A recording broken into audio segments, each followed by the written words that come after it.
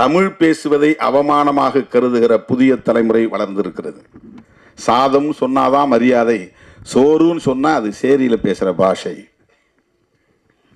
சோறு திங்கிறேன்னு சொன்னா அது என்ன சேரி பையன் மாதிரி பேசுறேன். சேரி என்பது சேர்ந்து வாழும் இடம். பார்ப்பனர்கள் சேர்ந்து வாழுகிற இடம் பார்ப்பன சேரி, அது நடைமுறையிலே இருந்திருக்கிறது. பார்ப்பனர்கள் வாழுகிற இடம் பார்ப்பன சேரி. பல்லர்கள் வாழ்ந்து சேர்ந்து வாழும் இடம் பச்சேரி, பல்லு சேரி பச்சேரி. இடையர்கள் வாழ்ந்து சேர்ந்து வாழுகிற இடம் இடைச்சேரி. எல்லா ஊர்களுக்கும் சேரி என்பது பொதுவான பெயர்.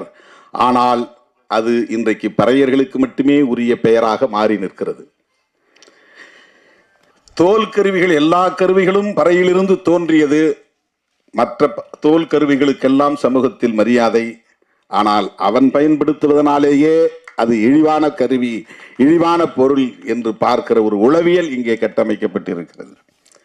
இதைத்தான் மாற்ற வேண்டும். பொது உளவியலில் இந்த இழுக்கு இருக்கிறது, அதை துடைத்தெறிய வேண்டும் என்றுதான் பெரியார் கனவு கண்டார், புரட்சியாளர் அம்பேத்கர் கனவு கண்டார்.